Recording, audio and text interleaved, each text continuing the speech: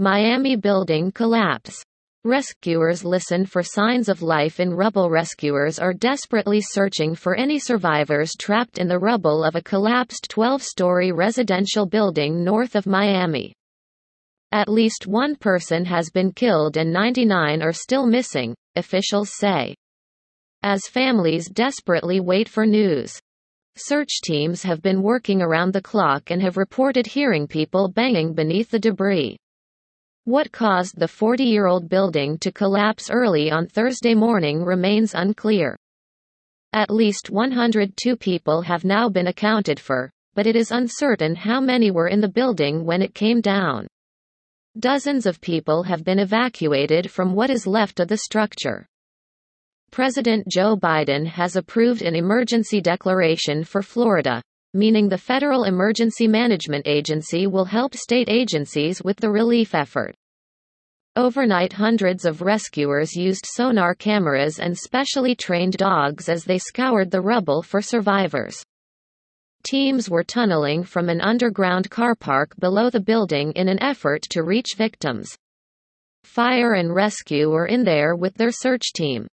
With their dogs, Miami-Dade Police Director Freddie Ramirez told reporters late on Thursday.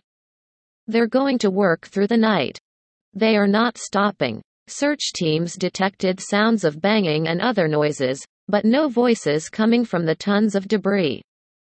But officials say the efforts are dangerous as further rubble could collapse on top of them. Anytime we started breaching parts of the structure, we get rubble falling on us, Ray Jadala, Miami-Dade Fire Rescue Assistant Fire Chief said. Constant rain and storms are further complicating an already difficult task for the search and rescue teams.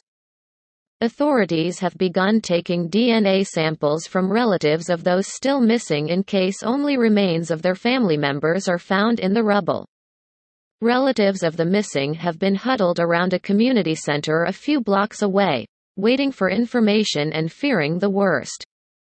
They have been putting out appeals on social media for information that could help them find their loved ones. Nicholas Fernandez said his calls to missing loved ones had gone unanswered. I think they're gone, he told CBS. I don't want to be pessimistic, but we've been calling them non-stop with no reply. Jenny Ergels woke up to the news that her parents' building had collapsed. She called them, but both their phones went straight to voicemail. I am holding on to hope. I'm very desperate to know what's happening, she told a local TV channel. A large section of the oceanfront Champlain Towers in the town of Surfside crumbled to the ground in the early hours of Thursday. The BBC's Will Grant at the scene says the collapse has left children's bedrooms visible. It's a very disturbing sight, our correspondent says.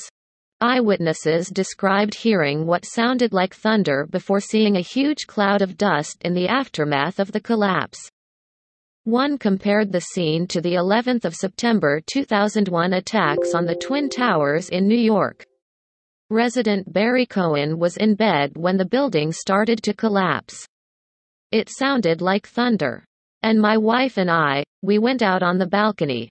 It looked like a bomb had exploded, he told the BBC. When we opened the door, there was no building there, it was just a pile of rubble, he said.